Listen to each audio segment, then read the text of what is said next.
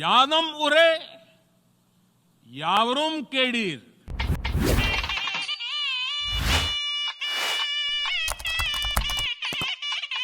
செம்மொழி வலையொலி YouTube channel. இந்த சேனலின் மூலமாக, அந்த வலையொலியின் மூலமாக பல்வேறு தகவல்களை தினந்தோறும் நாங்கள் வழங்கி கொண்டிருக்கக்கூடிய அந்த நிலையில் முழுமையாக கண்டு பார்க்கலாம்.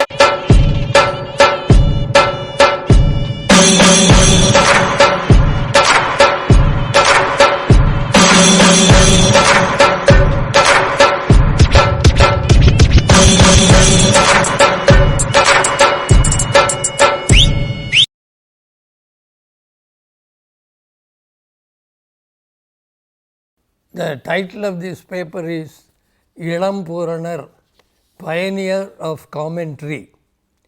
Ilampooranar was the first one to interpret the whole of Tolkappiyam and to highlight its grandeur as a grammatical treatise. But for his pioneering study and Herculean efforts, it might have remained an obscure work and even perished for want of being understood.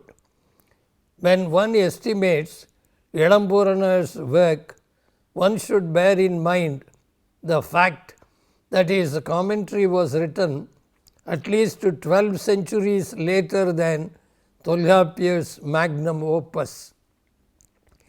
The other scholars who wrote on any of the three parts of Tolkappiyam, such as Senavarayar, Perasiriyar and Nachinarkiniyar, now appear to be taller than Ilampooranar because they stand upon his mighty shoulders. They benefited greatly from his wisdom and naturally held him in high esteem. He was the only commentator who was known to the Tamil world as Urayasiriyar, and in their writings Senavarayar, Nachinarkiniyar and Adiyark Nallar referred to him only by that appellation. It is commonly believed that Ilampooranar was a Jain monk who lived in the 11th century, though the evidence produced in favor of such propositions is not beyond dispute.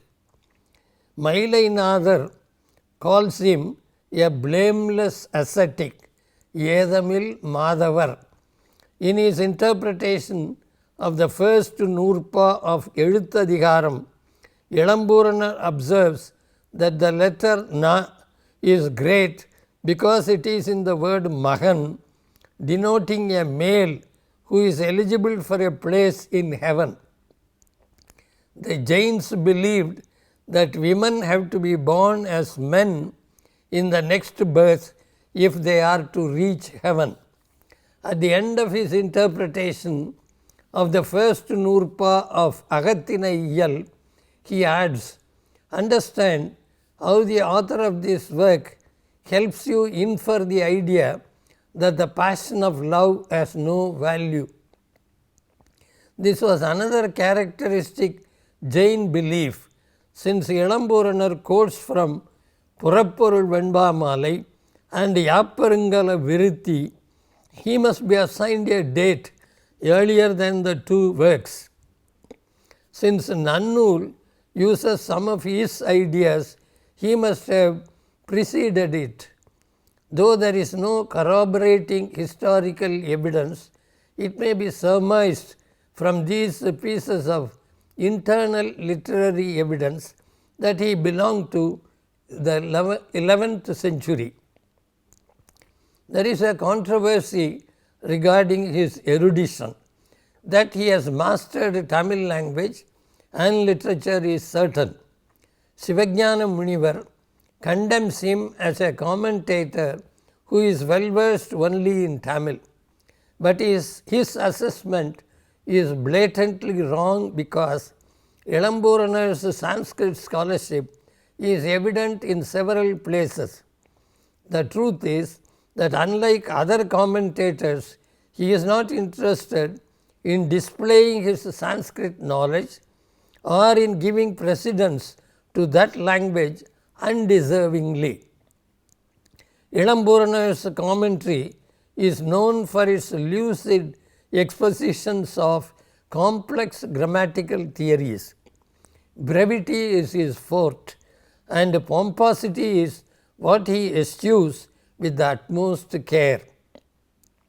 He never swears by a single interpretation, not even his own, and treats others' views with respect.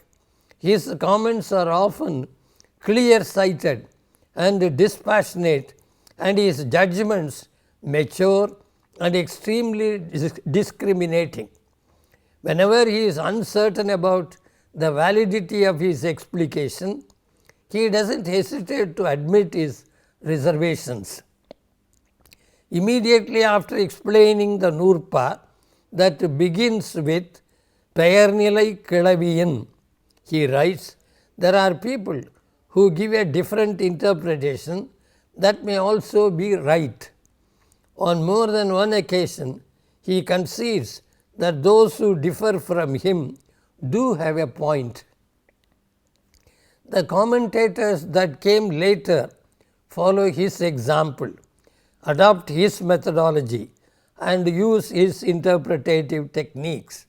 It is quite evident that some of the Nurpas would have baffled them if they had not been interpreted by him earlier. The names of weights and measures are listed in a Nurpa in the following manner. அளவிற்கும் நிறையிற்கும் மொழி முதலாகி உளையெனப்பட்ட 9 எழுத்தே அவைதாம் கசதப என்றா நமவா என்றா அகர உகரமோடு அவை என மொழிவ. Ilampooranar clarifies that the Nurpa mentions the first letters of the names of weights and measures and gives those words also. Names of measures: kalam, sadi, தூதை, பானை, நாழி, மண்டை, வட்டி, அகல், உழக்கு.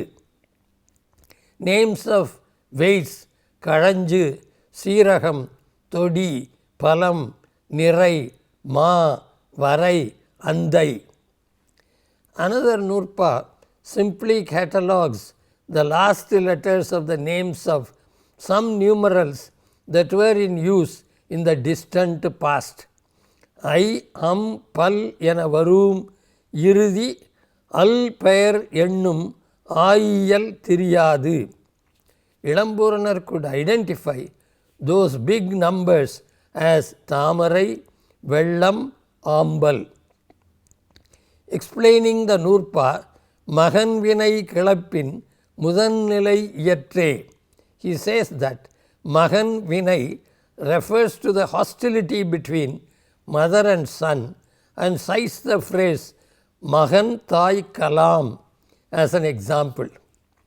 Some of the explanations and illustrative examples of Ilampooranar are reproduced verbatim by the later commentators, making it clear that they could not think of other interpretations or examples. He could unearth a rare example for a particular ancient use of the adjective kadi. The presence of the phrase kadunjul taruguvan in an Agananuru poem could not have been easily detected by any other commentator. Some of Ilampooranar's definitions are a veritable source of aesthetic delight. At the beginning of Puruladigaram, Nilam and Kalam are described in a scholarly and pleasing manner. Nilam எனவே நிலத்திற்கு காரணமாகிய நீரும், நீர்க்கு காரணமாகிய தீயும், தீக்கு காரணமாகிய காற்றும், காற்றிற்கு காரணமாகிய ஆகாயமும் பெரிதும். From the mention of land, we infer water, which is the cause of land, fire, which is the cause of water, wind, which is the cause of fire, and the sky, which is the cause of wind. காலமாவது மாத்திரை முதலாக நாழிகை, யாமம், பொழுது, நாள், பக்கம், திங்கள், இருது, அயனம், ஆண்டு, யுகம் என பல வகைப்படும். Time is of various types beginning with மாத்திரை and including நாழிகை, யாமம், பொழுது, நாள், பக்கம், திங்கள், இருது, அயனம், ஆண்டு and யுகம். Who are called பரத்தையர் in கற்பியல். பரத்தையர் ஆவார் யார் எனின், அவர் ஆடலும் பாடலும் வல்லராகி அழகும் இளமையும் காட்டி இன்பமும் பொருளும் வெக்கி ஒருவர் மாட்டும் தங்காதார். Ilampooranar says, they are skilled in singing and dancing, display their beauty and youth, covet pleasure and property, and do not live with anyone for long. What is described as the world in மரபியல்? Ilampooranar says, உலகம் என்றது உலகினையும் உலகினுட்பொருளையும் உலகமாவது முத்தும் மணியும் கலந்தாற்போலே நிலம், நீர், தீ, வழி, ஆகாயம் என விரவி நிற்கும். உலகினுட்பொருள் பொன்னும் வெள்ளியும் செம்பும் உருக்கி ஒன்றானால் போல வேற்றுமைப்படாது நிற்கும். அவ்விரண்டனையும் உலகம் உடைத்தாகலின் கலந்த மயக்கம் என்றார். The world means the world and its contents. The world like the juxtaposing of pearls and diamonds spread over earth, water, fire, wind and the sky. Its contents like the melting together of gold, silver and copper stand mixed without being individually identified. Since the world contains both, the author uses the phrase கலந்த மயக்கம். How is Hanbal distinguished from அலர்? Ilampooranar says, Hanbal என்பது முகிழ்த்தல், அஃது ஒருவர் முகக்குறிப்பினாலே தோற்றுவித்தல், அலராவது சொல்லுதல். Hanbal indicates blossoming. It is shown by one's facial expression. Alar indicates stating. How does புலவி differ from ஊடல்? புலவி அண்மை காலத்தது, ஊடல் அதனின் மிக்கது. புலவி is of recent origin. ஊடல் lasts longer than that. What is the difference between மடம் and பேதமை? Ilampooranar says, மடம் என்பது பொருண்மை அறியாது திரிய கோடல். பேதமை என்பது கேட்டதனை உய்த்து உணராது மெய்யாக கோடல். மடம் means mistaking something for something else. பேதமை means accepting as the truth what one hears without probing it. What does உயர்வு connote? உயர்வுதாம் பலர் பல, குலத்தால் உயர்தலும், தவத்தால் உயர்தலும், நிலையால் உயர்தலும், உபகாரத்தால் உயர்தலும் என. உயர்வு is of different types.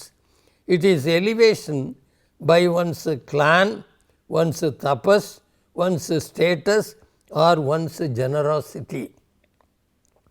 What are the uses of the figure of speech called உவமை?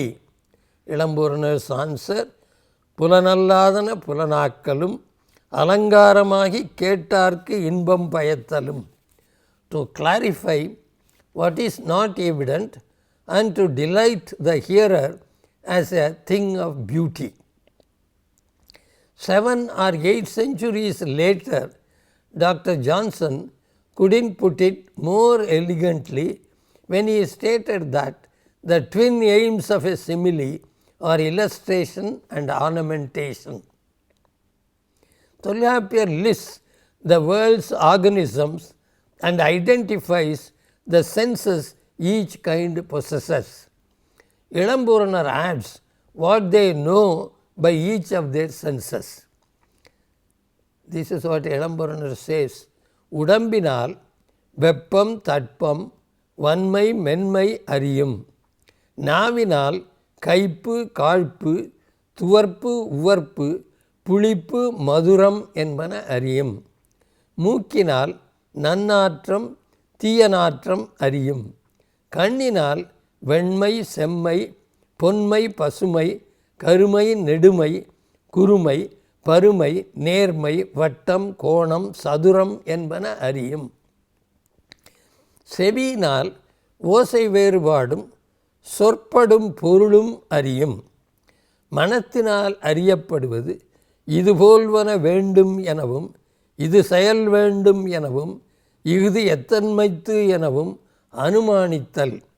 அனுமானமாவது புகையுண்ட வழி நெருப்பு உண்மை கட்புலன் அன்றாயினும் அதன்கண் நெருப்பு உண்டென்று அனுமானித்தல். By the body one knows heat, cold, hardness and softness. By the tongue one knows if a thing is bitter, hot, spicy, saltish, sour or sweet. By the nose one knows good smell and bad smell.